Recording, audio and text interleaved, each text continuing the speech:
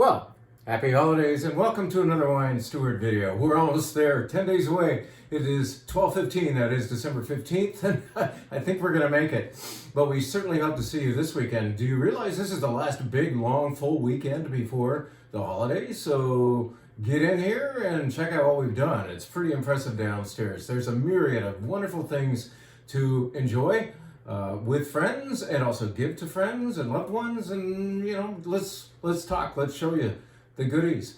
Let's tell you though about another place really quickly. If you drive down or up Ray Street and you pass Candy Cane Lane, instead of looking to your left and turning to your left, look to your right really quickly, and you'll see that there is now a, you could say, extension of the celebrative Candy Cane Lane right across the street. On Ray Street, the Kottinger barn has been transformed into a bit of a North Polish look, and you are invited by Bruce, the new proprietor, the new owner of this place, to come see what he and his have done to the place. They have really revitalized that old building, historically important building, that needed a little bit of sprucing up. He's done it. Go have a look, enjoy all of the decorations inside and out, and consider that place as a venue that you could use for certain events. And he will, in fact, be hosting a venue, co-hosting, per this. Check this out. That's very hard to see, I'm sure. But let me just quickly describe the fact that the Wine Steward and Kottinger Barn, that is Bruce Torquemada of Kottinger Barn, are teaming up to contribute an evening of wine and nibbles. And in fact, we're also going to be choosing a thus far undisclosed local restaurant to do the food part of it. What you can do is purchase raffle tickets. Where are they? I've got them here. They look kind of like this. Talk to Bruce, go over to Kottinger Barn, visit that place, inquire. We may get these up on our website in the meantime, but if we do not, you can acquire these books of tickets, raffle tickets, where this is a set of 6 for a certain amount of money. This is a set of, I think, 14 for a little bit more.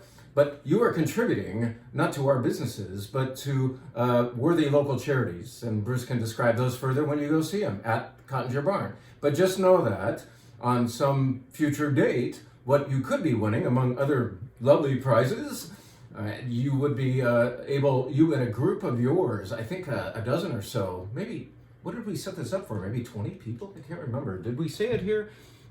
Anyway, you will be able to have a large group of folks in that for a walk-around style tasting, a la what we often do at the Wine Steward, but we're going to do it there with a local restaurant in a venue that is awesome. So consider that. Go over there, get your raffle tickets, and you can't win if you don't play, right? So I've told you about that, right? Boom. That's item number 1. There's a lot to tell you. So having said that, I need a sip of this. We'll be definitely immersing into this particular subject in a minute. But let me just say that I am so grateful to you for watching these videos and hearing from us one way or the other, otherwise, in that you are amazingly supporting our panettone venture. Because all of a sudden I came in and all of our big ones were gone this morning. Like, you hit them hard. We still have these beauties. This one uses chestnuts. This one, aren't they beautifully packaged? This one is with pistachio cream, and there's other varieties down there still as well. 1 or 2 SKUs though are totally wiped out now, and I'm just so happy, because you don't really want to be stuck with a mountain of panettone in May of next year, do you? So this is just to say that we're grateful for your participation in our panettone venture, and we hope you will continue to participate, because there's still some goodies down there. I can't eat all of these, so don't forget my concept about French toast, by the way, especially I think with that chestnut one. That would be good. Here's another goodie you can get, a sock stuffer. We call this the port and choc, or port and chocolate sock stuffer. In other words, stocking stuffer. I'm just trying to be clever. But this is a little bottle, 187 milliliter bottle of what? Port, of course.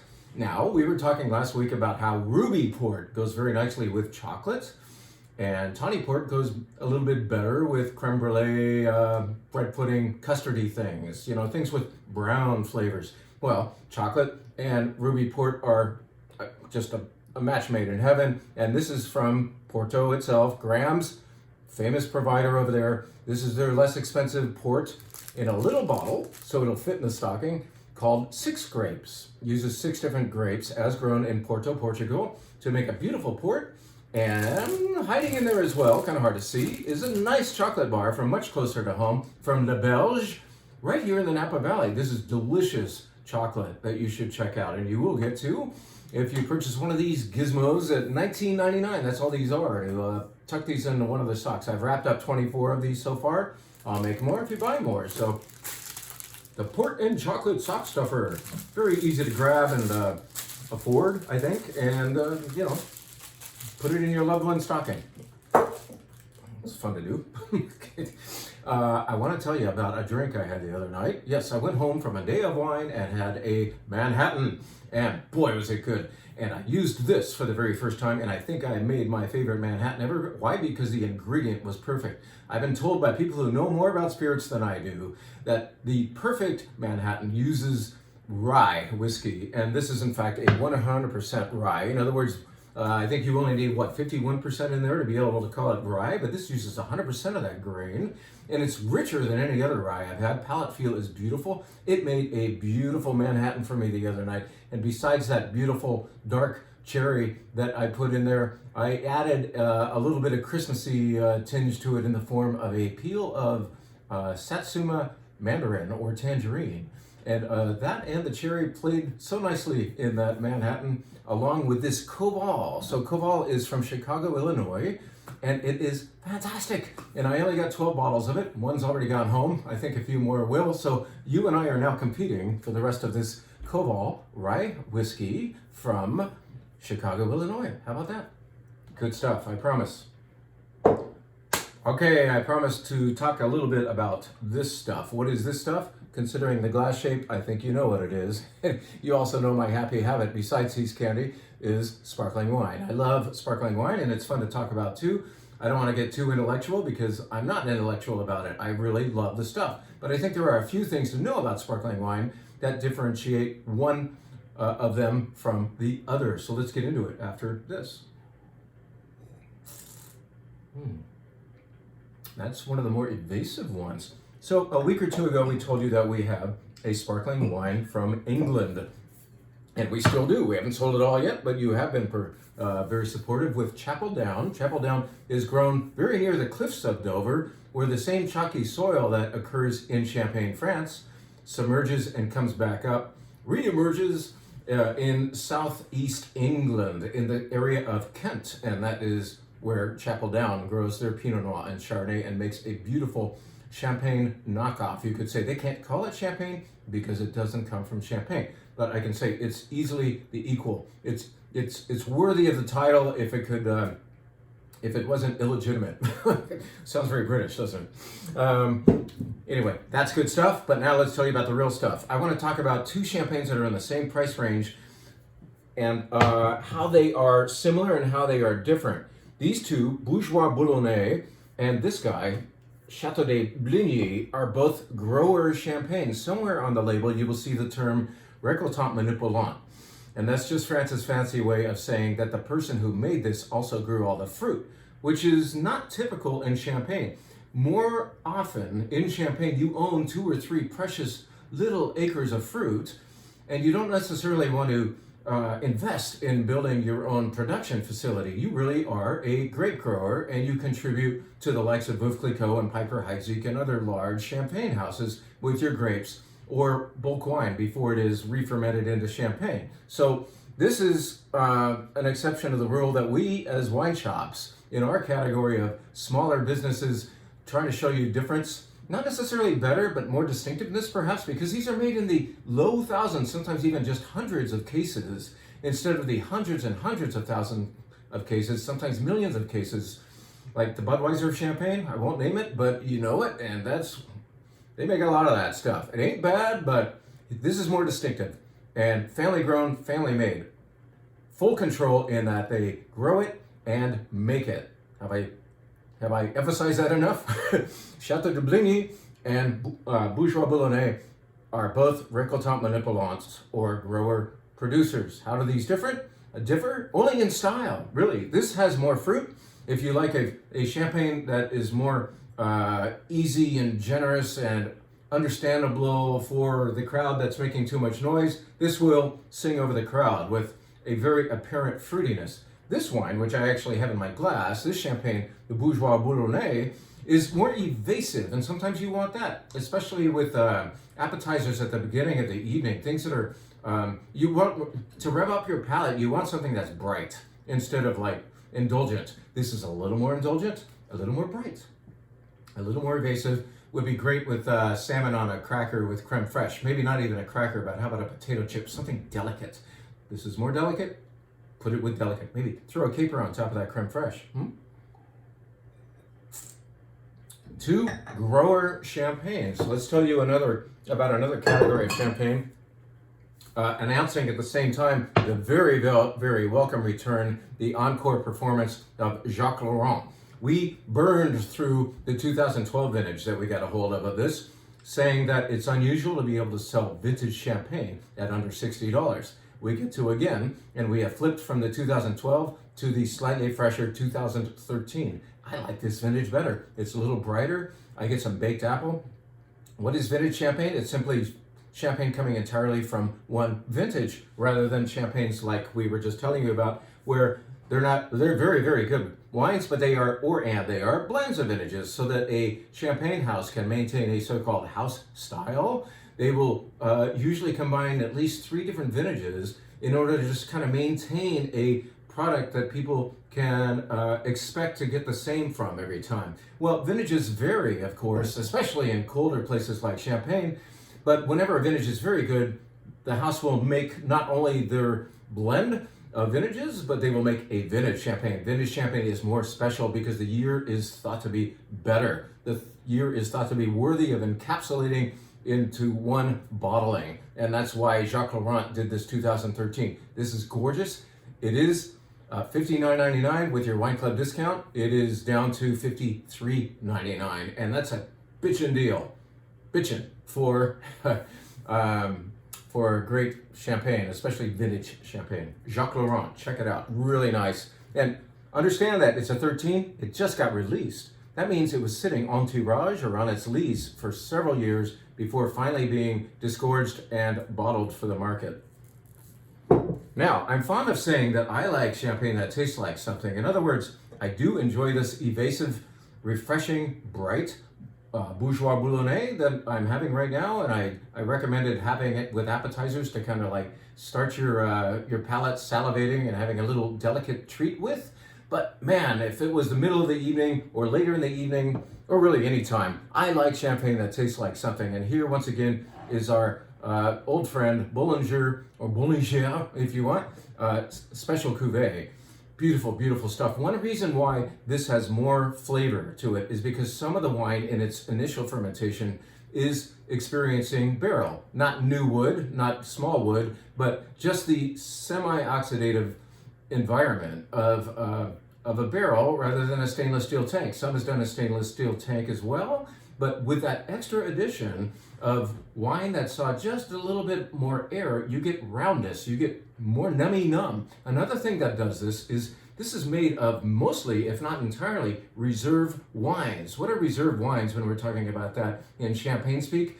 That is wine that the champagne house, like Bollinger, has been holding back for a long time in tank in very, very large volume. Things that might be 10 or even more years old. And the special cuvée is comprised of that. And in fact, this was en tirage for 10 years. That's another thing that adds nummy-numb and enrichment and intrigue as well, because the longer it is on the lees, on those yeast cells, in bottled form before that crown cap comes off and the final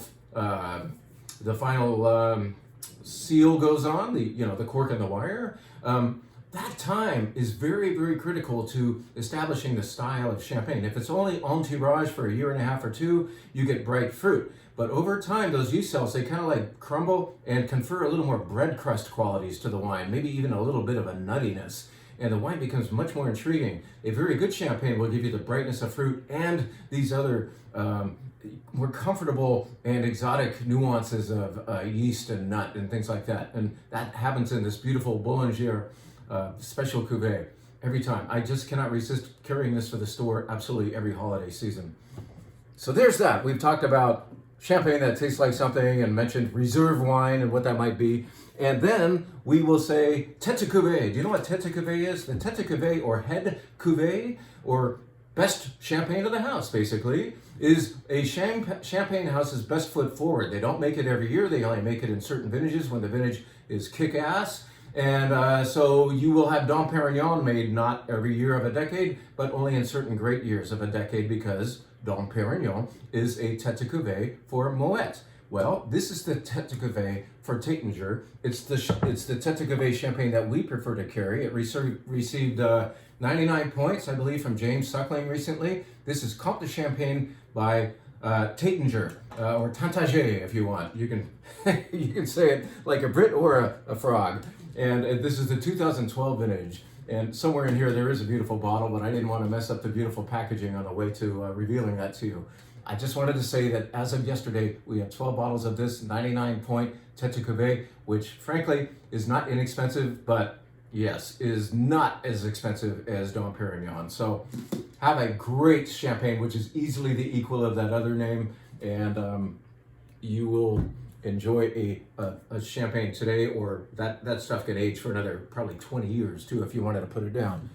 Now I want to show you one more bottle and say the word once more, a very technical champagne term, bitchin', because doesn't this look bitchin'?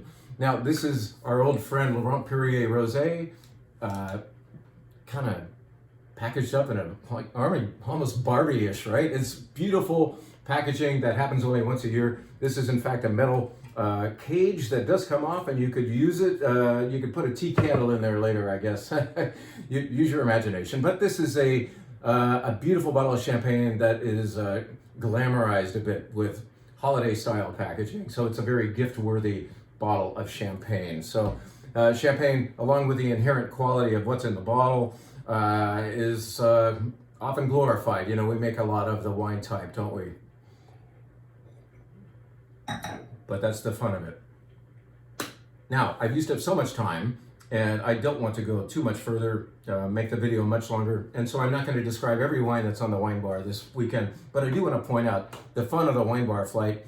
There's one loner that has nothing to do with anything else, but there's two pairs of white wines in the white wine flight that have to do with each other. And what you'll get to do by ordering up the white wine flight is start with these two wines, which are by the exact same producer, Coteau de Margaux, which is a producer in the Macon region of southern Burgundy.